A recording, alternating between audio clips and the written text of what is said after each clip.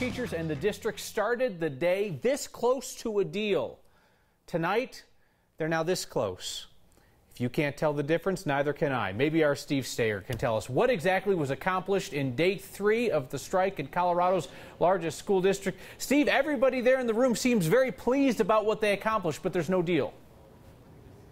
Yeah, there were a lot of claps and snaps. And part of the reason they're snapping is because they're in the basement of the library. They've been told to kind of be quiet throughout this whole thing. We've seen a lot of movement today, especially from the union. One of the main things the union moved on earlier today, saying that they would talk about that incentive that the district wants to keep in this proposal, that they would talk about it and be open to it if there was more discussion about base pay. So then they go into caucus for about 2.5, 3.5 hours.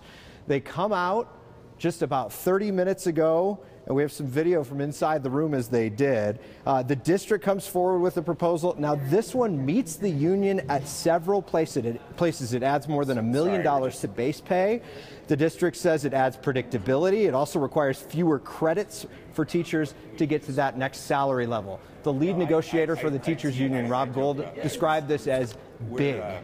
And hearing Susana Cordova, the superintendent, say this today kind of brought everything from today into perspective. She said she has seen a more friendly conversation at the table today. Not a lot of screaming, not a lot of walking out, an awful lot of snaps and claps. By the way, they're getting ready to close the library here in a minute, but they will remain in this room downstairs until they try to figure something out. So the question is, yeah, they were this close. Maybe they're this close. They're meeting in private again. They plan to come together again tonight. We asked if they know if they'll have a deal. The answer is really this, Kyle. Yeah, it'd be nice if they could give parents a cutoff. Say, if we don't decide by this time tonight, we're going to be on strike schedules tomorrow. All right, Steve Stager, thank you so much. I cut Steve off. I do that all the time. Democratic presidential candidates, they have been tripping over each other, racing to support Denver's striking teachers. Well, except for the 2 possible contenders from Colorado. While Bernie Sanders and Kamala Harris and Elizabeth Warren all backed the Denver teachers, former Governor John Hickenlooper weighed in only yesterday with a Hickenlooperish statement that did not take a side nor a stand. And Colorado's Democratic Senator Michael Bennet didn't speak out until today. Bennet is kind of up to his neck in awkward sauce on this because the incentive structure that the teachers union hates, that was put in place when he was the superintendent. MSNBC's Katie Tur asked Bennet today if he still supports pro-comp. I think it is a good idea to pay people more if they're working in a high poverty school where it's hard to attract teachers. I think it's a good idea to pay people more if they're bringing a special set of skills like special ed or English language acquisition to the classroom. I think it's good to pay teachers more for those kinds of things. That puts him squarely at odds with the Denver Teachers Union. But back to former Governor Hickenlooper. He's still busy traveling to all the early voting states while he is definitely not yet running for president. So let's see where in America Hickenlooper is not running for president today. It's New Hampshire.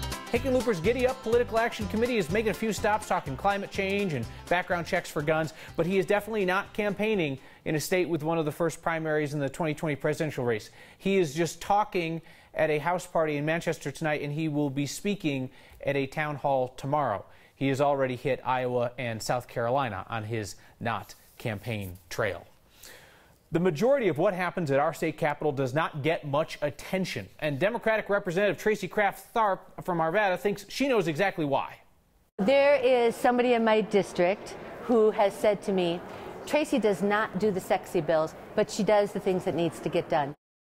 Sexy bills. So she actually got her name on a not-so-sexy bill. It would help your city or county get the tax money that they're supposed to get when you buy things from businesses. And wouldn't you know, our politics guy, Marshall Zellinger, he found the sexy part of the not-so-sexy bill. I can save you money before you buy that next thing online or even at the mall. But first, how is it possible cities and counties do not get paid the taxes on something you buy? I am confident that many cities are not getting all the revenue. Edward Rothschild runs a few Alpha Graphics locations in the metro area.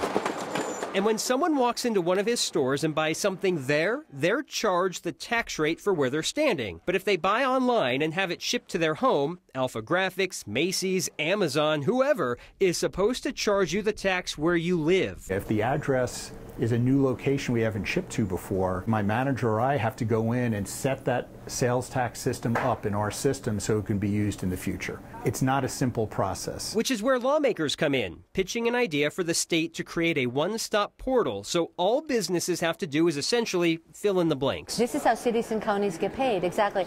This is how we pay for our roads, this is how we pay for our schools. This gives us a reason to explain why something that costs $200 really costs more in Boulder than it does in Denver, and even less in Lone Tree and Littleton. This is a bland database that businesses can use to determine how much sales tax to charge someone, and you can use it as a bit of a cheat to save money. For example, if you want to buy a $200 item on the Pearl Street Mall, you'd type in an address of a business there and find out you'll pay 8.845% sales tax, meaning $200 is really $217.69. That same $200 item in Denver at Cherry Creek Mall comes with 8.31% sales tax, and it's $216.62. At Park Meadows in Lone Tree, $213.63, and at Southwest Plaza in Littleton, $213 even.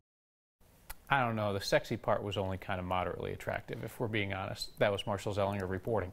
The most Colorado thing we saw today is a dude at an office sporting what appears to be the first Joe Flacco Broncos jersey. All right, let's see this guy. That's a strong move, man. Just hours after it was announced, the first man on the Flacco bandwagon. So yeah, John Elway's plan is Joe Flacco. No. Don't boo. Don't boo. Hear this out. So the Broncos are bringing in the former Super Bowl MVP. He's at the twilight of his career. Flacco's going to replace Case Keenum, who is John Elway's last plan at quarterback. Now, Broncos fans may recall when the NFL hung a huge Joe Flacco banner on the side of Mile High. This was for the season opener in 2013. Oh, Broncos fans were mad about that. It was an ode to the defending Super Bowl champion and MVP. They're coming to Denver for a rematch of the playoff game. You know, the one where Flacco threw that. No need to relive it any, Raheem Moore. For insight and analysis on the Broncos landing Joe Flacco, let's turn now to my college buddy Rhett. He's been a Ravens season ticket holder since day one. Huge man crush on Joe Flacco.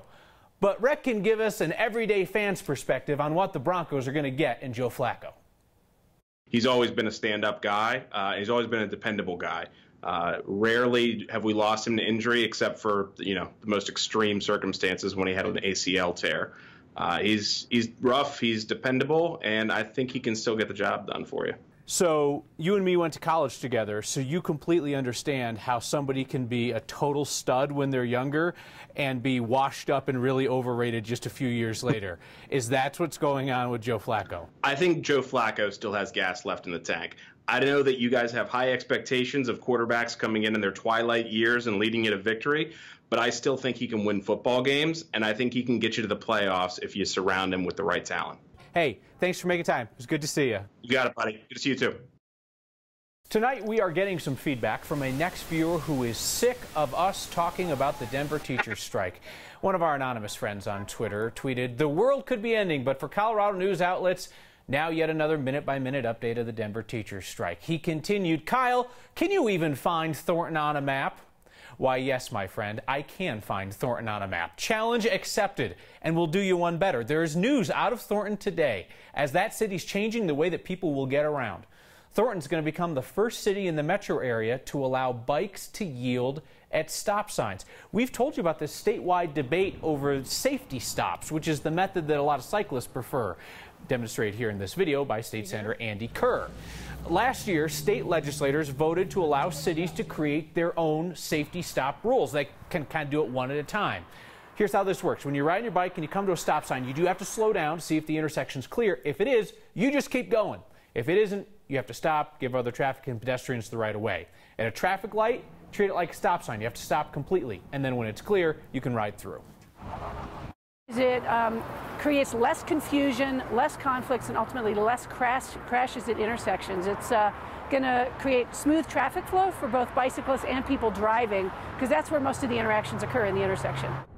Thornton City Council approved these safety stops, and Bicycle Colorado tells us there are other communities looking at following Thornton's lead.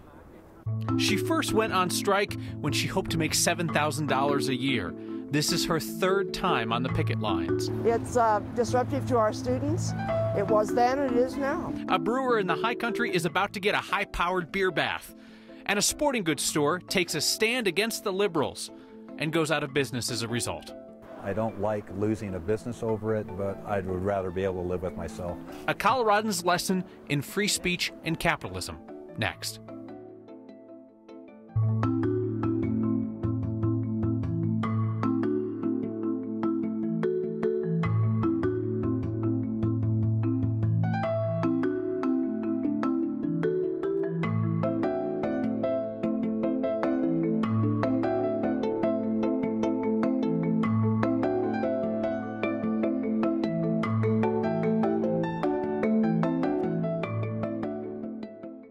Horsetooth Mountain Open Space is back open in northern Colorado. Remember, they instituted a cooling off period after the mountain lion attack on a runner last week. A cooling off period because that mountain lion's friends and family were mad at us humans for what went down there. Wildlife workers caught and will relocate 2 juvenile mountain lions that were found in that area. And this is when I should remind you, tomorrow, the dude who fought back against the attacking mountain lion, killed the thing with its bare hands. Wildlife workers said it was him or the lion. They don't blame him. He's going to speak publicly for the first time tomorrow. We don't know anything about this guy. His story, his name, nothing about the guy that for now we're calling the King of the North.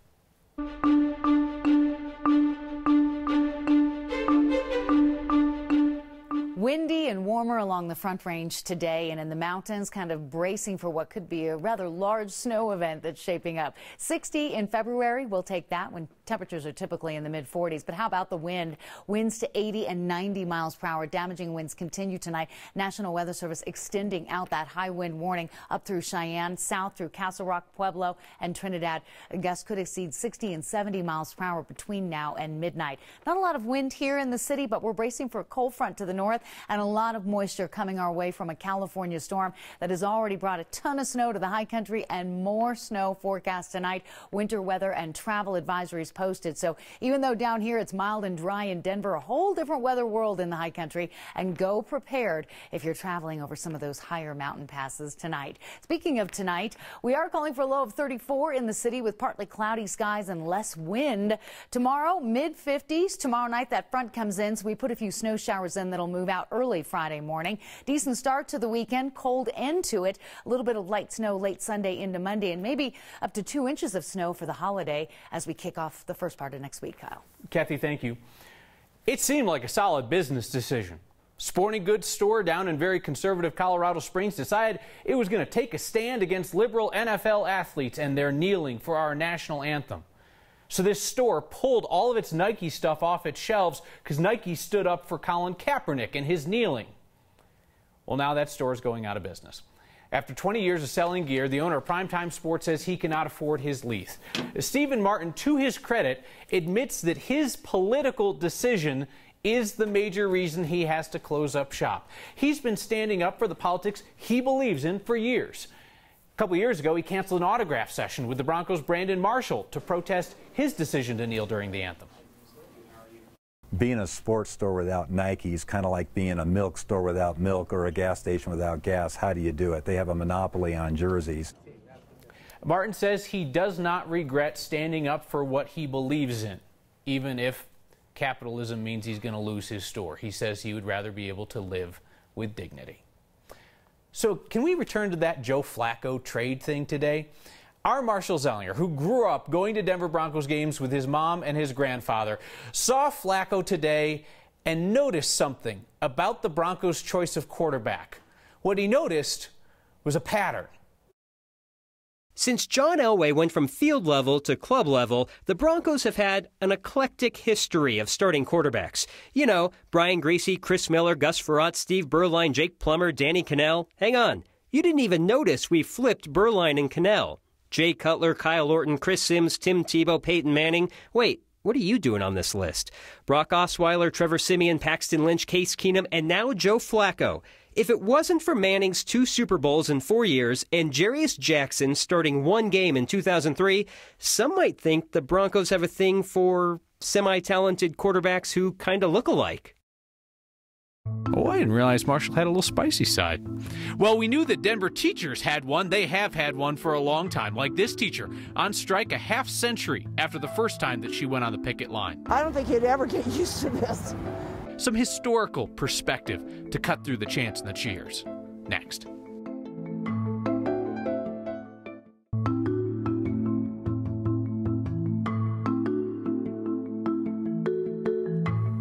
Came across an old newspaper article from when teachers in Denver went on strike back in 1969. The article said they were looking for a base pay of $7,500 a year. The newspaper article scolded the teachers, no goofing off for $6 an hour.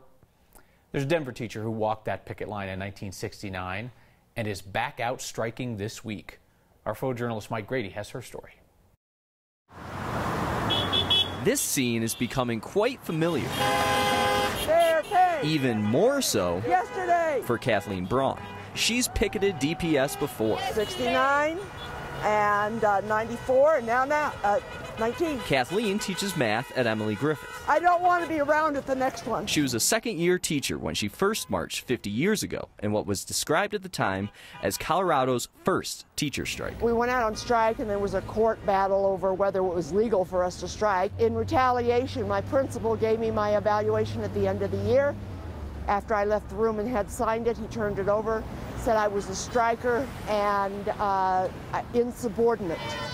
In 1994, protest became a family tradition. Her son was a DPS student and didn't feel comfortable in an understaffed school. He wanted to leave. I said, then do it the right way. Go to the front door, tell them you're leaving, come out front, and join the picket line. He spent the day walking the line with our gym teacher and her dog. Education is the right. When DCTA voted to strike again this year, Kathleen was ready. I'm in. No doubt, no reluctance. No hesitation at all. She's dabbled in a life away from education. I tried retirement from George Washington, yeah.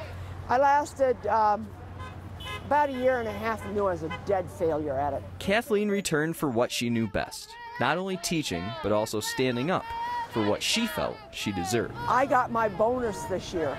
It was bigger than anything that the superintendent got. I stood in the line at graduation and got my hugs. And that was my bonus. For Next, I'm Mike Grady.